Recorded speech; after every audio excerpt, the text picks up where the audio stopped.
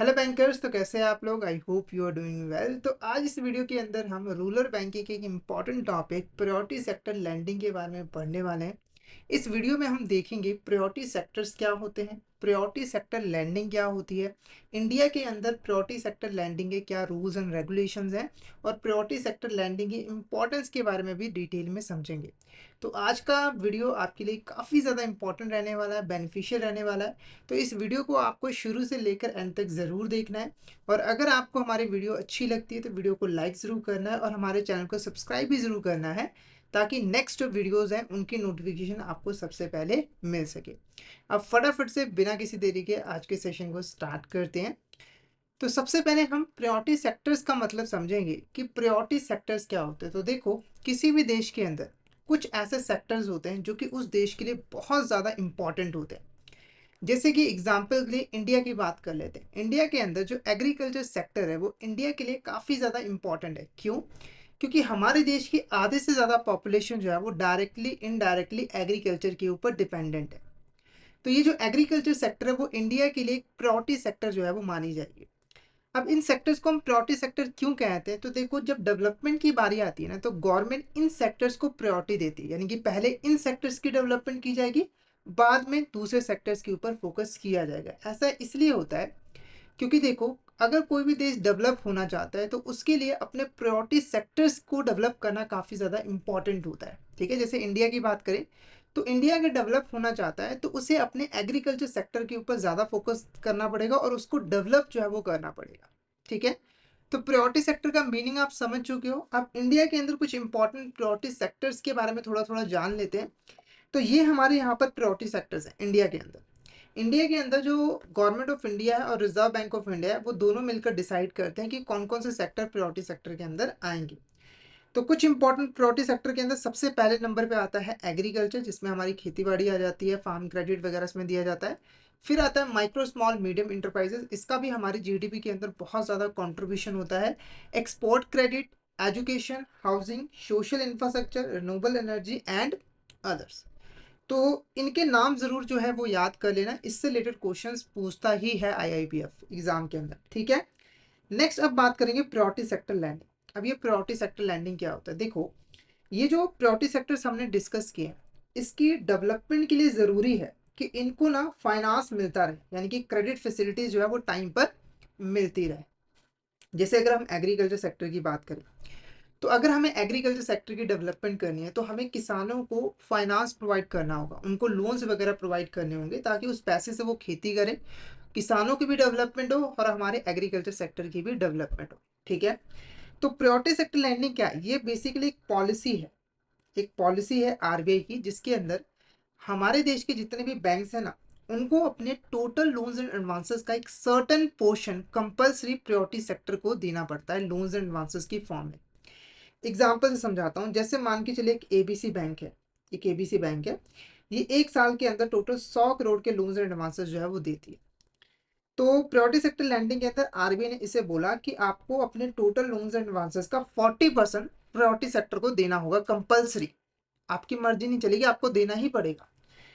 तो ABC bank ने RBI की बात मान ली और उसने 100 करोड़ में से 40 करोड़ रुपए जो है वो प्रायोरिटी सेक्टर्स को लोन्स एंड एडवांसेस के फॉर्म में दे दिए। कुछ पैसा उसने एग्रीकल्चर को दे दिया, कुछ पैसा उसने एमएसएमई सेक्टर को दे दिया, कुछ पैसा उसने एक्सपोर्ट सेक्टर को दे दिया। ठीक है, तो ये जो 40 करोड़ रुपए इसने लैंड किए हैं प्रायोरिटी सेक्टर को, इसी को हम यहाँ पर प्रायोरिटी सेक्टर लैंडिंग जो है वो कहते हैं। तो यहाँ पर आपको मीनिंग अच्छे तरीके से क्लियर हो गया होगा कि प्रायोरिटी सेक्टर लैंडिंग बेसिकली है क्या। तो अगर आप यहाँ पर डेफिनेशन भी देखो तो प्रायोरिटी सेक्टर लैंडिंग क्या है, तो प्रायोरिटी सेक्टर लैंडिंग के अंदर बैंकों को और फाइनेंशियल इंस्टीट्यूशन को अपने टोटल लोन पोर्टफोलियो का एक स्पेसिफिक पोर्शन जो है, सर्टन पोर्शन जो है, वो प्रायोरिटी सेक्टर्स को लोन्स एंड एडवांसेस के फॉर्म में जो है वो देना पड़ता है। ठीक है, तो यहाँ तक आप प्रायोरिटी सेक्टर और प्रायोरिटी सेक्टर लैंडिंग के बारे में समझ चुके हो। अब यहाँ पर हम बात करेंगे priority sector lending rules and regulations के बारे में, यानी कि इंडिया के अंदर क्या रूल्स हैं, क्या रेगुलेशंस हैं, और कौन कौन सी बैंकों के ऊपर ये रूल्स एंड रेगुलेशंस एप्लीकेबल होते हैं। ठीक है, तो यहाँ पर हम ना कुछ टारगेट्स और सब टारगेट्स की बात करेंगे जो कि बैंकों के लिए फिक्स किए गए हैं। तो पहली हमारी यहाँ पर जो बैंक आती है वो आती है डोमेस्टिक कमर्शियल बैंक्स, और आपकी फॉरेन बैंक्स जिसकी 20 से ज़्यादा ब्रांचेस हैं। ध्यान में रखना है इसके अंदर रीजनल रूरल बैंक और स्मॉल फाइनेंस बैंक जो है वो नहीं आते, इनके लिए अलग से प्रायोरिटी सेक्टर लैंडिंग रूल जो है वो बनाए गए हैं। ठीक है, तो अगर हम इन बैंकों की टोटल प्रायोरिटी सेक्टर टारगेट की बात करें तो वो है 40%। क्या है? 40%। अब यहां पर आपको दो वर्ड दिख रहे होंगे, ANBC और CEOBE।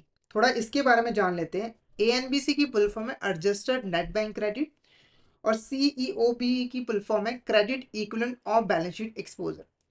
जब भी बैंक प्रायोरिटी सेक्टर लैंडिंग करती है ना, तो उसे इन दोनों को कंपेयर करना होता है कि उसका ANBC और CEOBE में से कौन सा ज्यादा है। जैसे अगर मान के चले एक ABC बैंक है, उसका जो ANBC है वो 100 करोड़ है। ठीक है, और जो आप उसका जो CEOB है वो यहाँ पर 80 करोड़ है, तो इसमें से ज्यादा कौन है? ANBC। ठीक है, तो यहाँ पर ये जो बैंक है वो प्रायोरिटी सेक्टर लैंडिंग जो है वो ANBC की बेसिस के ऊपर जो है वो करेगी, इसीलिए यहाँ पर लिखा हुआ है 40% of ANBC CEOB whichever is higher. दोनों में से जो भी हायर होगा उसका 40% जो है बैंक को प्रायोरिटी सेक्टर को देना पड़ेगा। ठीक है, नेक्स्ट अब हम यहाँ पर थोड़े से सब टारगेट्स की बात करते हैं। ये तो फाइनल टारगेट है ना। अब सब टारगेट क्या है? देखो 40% में से जो 18% है वो कंपल्सरी एग्रीकल्चर सेक्टर को देना होगा।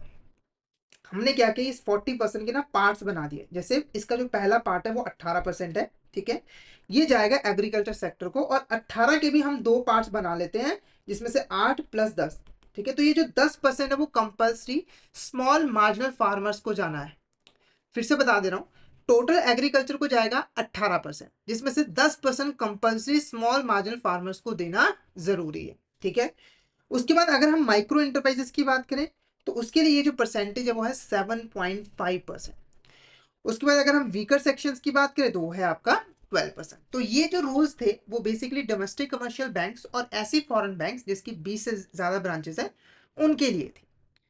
नेक्स्ट हम बात करेंगे ऐसी फॉरेन बैंक जिसकी 20 से कम ब्रांचेस है। देखो उसके लिए जो टारगेट है टोटल प्रायोरिटी सेक्टर का वो तो सेम है 40%, यानी कि उसे टोटल प्रायोरिटी सेक्टर लैंडिंग जो है वो 40% करनी पड़ेगी। पर बाकी के जो टारगेट्स है ना, जैसे सब टारगेट्स है agriculture, micro enterprise, advances to weaker sections, ये एप्लीकेबल नहीं है, बल्कि 40% के दो पार्ट्स किए जाएंगे, एक आपका 32% और एक आपका 8%। 32% जो है ये बैंक एक्सपोर्ट सेक्टर को दे सकती है, अप टू 32% तक। कम चल जाएगा, जैसे वो 30% दे सकती है, 25% दे सकती है, पर मैक्सिमम वो 32% ही दे सकती है, और मिनिमम 8% उसे बाकी सेक्टर्स को जो है वो देना पड़ेगा। ठीक है, क्लियर है? बहुत इजी था, कोई ज्यादा यहाँ पर डिफिकल्टी लेवल जो है वो नहीं है। नेक्स्ट अगर हम यहाँ पर बात करें रीजन रूरल बैंक्स की, क्योंकि मैंने बताया था ना कि आपके जो रीजन रूरल बैंक्स हैं और जो स्मॉल फाइनेंस बैंक है उसको एक्सक्लूड कर दिया गया है। ठीक है, तो अगर हम रीजन रूरल बैंक्स की बात करें तो टोटल प्रायोरिटी सेक्टर लैंडिंग का जो टारगेट है इनका वो है 75%, यानी कि उनका जो ANBC है और जो CEOB है उसमें से जो भी हायर है उसका 75% उन्हें प्रायोरिटी सेक्टर को जो है वो देना पड़ेगा। ठीक है, उसके बाद एग्रीकल्चर की बात करें तो वो सेम है, 18% जाएगा एग्रीकल्चर सेक्टर को, जिसमें से 10% मिनिमम स्मॉल मार्जिनल फार्मर्स को जाएगा। माइक्रो इंटरप्राइजेस को जाएगा 7.5%, और आपका जो वीकर सेक्शन है उनको जाएगा 15% of ANBC and COB whichever is high. ठीक है, नेक्स्ट हम बात करेंगे यहाँ पर स्मॉल फाइनेंस बैंक्स की। क्या है आपका यहाँ पर? Small finance bank. तो टोटल प्रायोरिटी सेक्टर तो सेम है रीजनल रूरल बैंक के जैसे ही, वो है 75% ऑफ ANBC और COB whichever is higher. Agriculture को भी 18% जाएगा, जिसमें से 10% कंपल्सरी स्मॉल मार्जिनल फार्मर्स को जाएगा। माइक्रो इंटरप्राइजेस को जाएगा 7.5%। ठीक है, और वीकर सेक्शन को जाएगा 12%। तो बस थोड़ा सा यहाँ पर डिफरेंस है, यहाँ पर 15% है और यहाँ पर 12% है। ठीक है, तो यहां पर आप प्रायोरिटी सेक्टर्स और प्रायोरिटी सेक्टर लैंडिंग के बारे में अच्छे तरीके से समझ चुके होंगे। अगर आपको यहां तक किसी भी तरह का डाउट आता है तो आप चैट बॉक्स में मैसेज करके पूछ सकते हो। क्लियर हो गया है तो एक बार मैसेज करके जरूर बता दीजिएगा कि आपको यहां तक क्लियर जो है वो हो गया है। ठीक है, इसके बाद कुछ और इंपॉर्टेंट पॉइंट्स मैं आपको बताता हूं कि ये तो हमने ओवरऑल बात की। आगे हमारे हम ना ये जो सेक्टर्स होते हैं इनको हम अलग अलग करके भी जो है वो क्लासीफाई करते हैं और उनके लिए भी लिमिट जो है वो फिक्स करते हैं। जैसे कि जो आपका एजुकेशन सेक्टर है, एजुकेशन सेक्टर के लिए जो मैक्सिमम लोन दिया जाता है आपका प्रायोरिटी सेक्टर लैंडिंग के अंदर वो है 25 लाख रुपीज का। यानी कि अगर आप पढ़ना चाहते हो, हायर स्टडीज करना चाहते हो, ग्रेजुएशन, अपर ग्रेजुएशन, ठीक है, तो आपको प्रायोरिटी सेक्टर लैंडिंग के अंदर मैक्सिमम 25 लाख रुपीज का लोन जो है वो मिल सकता है। ठीक है। इसके अलावा और जैसे आपका जो हाउसिंग सेक्टर होता है, अगर आप अपना घर बनाना चाहते हो, ठीक है, तो उस केस में अगर आप मेट्रोपॉलिटन सेंटर में रहते हो जहां की पॉपुलेशन 10 लाख से ज्यादा है, तो आपको अप टू 35 लाख रुपीज तक का लोन जो है वो मिल जाएगा अपना घर बनाने के लिए प्रायोरिटी सेक्टर लैंडिंग के अंदर। हालांकि आपके घर की कॉस्ट 45 लाख से ज्यादा नहीं होनी चाहिए। ठीक है। इसके अलावा अगर आप अदर सेंटर्स में रहते हो तो वहां पर आपको 25 लाख रुपीज तक का लोन जो है वो मिल जाएगा। ठीक है। और आपकी जो कॉस्ट है वो 35 लाख रुपीज से ज्यादा जो है वो नहीं होनी चाहिए। क्लियर है? कोई डाउट हो तो चैट बॉक्स में ऐसे करके पूछ सकते हो। यहाँ पर थोड़ी सी मिस्टेक होगी, जो कॉस्ट होनी चाहिए वो 35 लाख नहीं, वो आपकी 30 लाख से जो है वो कम होनी चाहिए, इससे ज्यादा जो है वो नहीं होनी चाहिए। ठीक है। तो यहाँ पर हमने प्रायोरिटी सेक्टर और प्रायोरिटी सेक्टर लैंडिंग से रिलेटेड कुछ इंपॉर्टेंट कॉन्सेप्ट्स को डिटेल में जो है वो डिस्कस कर लिया है। बेसिकली इस वीडियो के अंदर ना हमने करेक्ट्स निकाला है कि प्रायोरिटी सेक्टर लैंडिंग क्या होती है और उसके क्या रूल्स होते हैं। ठीक है। तो आई होप आपको ये वीडियो जो है वो अच्छी लगी होगी। वीडियो अच्छी लगी तो वीडियो को लाइक कर देना, शेयर कर देना अपने फ्रेंड्स के साथ, कलीग्स के साथ, ताकि वो भी इस वीडियो का जो है वो बेनिफिट ले सके। और चैनल को सब्सक्राइब करने के बाद नोटिफिकेशन बेल जरूर दबा देना, ताकि नेक्स्ट क्लास की जो नोटिफिकेशन है वो आपको सबसे पहले जो है वो मिल सके।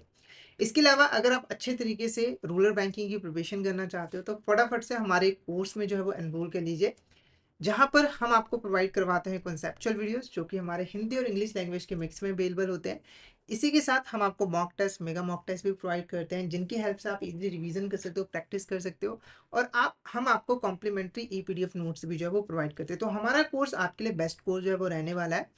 हमारे जो कोर्सेज हैं वो इजीली एक्सेसिबल हैं। आपको हमारे जो ऐप है वो app store, Google play store, दोनों ही जगहों पे मिल जाएंगे। आपको जस्ट टाइप करना है लर्निंग सेशन आईबीएफ एग्जाम्स, और इन ऐप के थ्रू आप हमारे कोर्सेज में एनरोल जो है वो कर सकते हो। इसके अलावा हमारी एक वेबसाइट भी है iibf.info। आप वहां पर जाकर भी हमारी कोर्स को जो है वो एनरोल कर सकते हो। अभी हमारे कोर्सेज के ऊपर काफी ज्यादा डिस्काउंट ऑफर चल रहे हैं, अप टू 82% तक का आपको डिस्काउंट मिल जाएगा अगर आप अभी हमारे कोर्स में एनरोल करते हो। और अगर आपको कोर्स से रिलेटेड कोई भी क्वेरी होती है तो हमारा जो व्हाट्सअप ग्रुप है उसको आप ज्वाइन कर लीजिए। उसका जो नंबर है वो है 8360944207। यहाँ पर आप हमें भेज देना लिखकर कि रूरल बैंकिंग का कोर्स आपको चाहिए, आपको सारी डिटेल्स वगैरह जो है वो मिल जाएगी और डिस्काउंट ऑफर्स के बारे में भी बता दिया जाएगा। तो लेट मत कीजिएगा, कहीं ऑफर आपके हाथ से निकल ना जाए, तो जल्दी से हमारे कोर्स में जो है वो एनरोल कर लीजिएगा। और टेलीग्राम चैनल को तो जरूर ज्वाइन कर लीजिएगा, क्योंकि हम इसमें एग्जाम से रिलेटेड, क्लासेस रिलेटेड जितने भी इंपॉर्टेंट अपडेट्स हैं वो डालते रहते हैं। और अगर आपको भी किसी भी तरह की क्वेरी आती है तो आप इस चैनल पर मैसेज कर सकते हो। तो फटाफट से हमारे टेलीग्राम चैनल को जो है वो ज्वाइन कर लीजिए। ठीक है। तो आज की वीडियो में इतना ही, और ऐसे और अमेजिंग वीडियोस जो है वो हम आपके लिए लेकर आते रहेंगे हमारे यूट्यूब चैनल के ऊपर। तो आप हमारे साथ जो है वो बने रहना, अगर आप सीआईबी के इलेक्टिव सब्जेक्ट की प्रिपरेशन अच्छे तरीके से करना चाहते हो। ठीक है। तो ये तो हमारी जो क्लास थी वो रूरल बैंकिंग की थी। इसके अलावा हमारे जो बाकी इलेक्टिव सब्जेक्ट है, जैसे rural banking, sorry central banking, IT and dB, उसकी भी क्लासेस हम जो है वो लेकर आते रहेंगे। तो आज के लिए इतना ही। Thank you so much everyone, मिलते हैं नेक्स्ट क्लास में।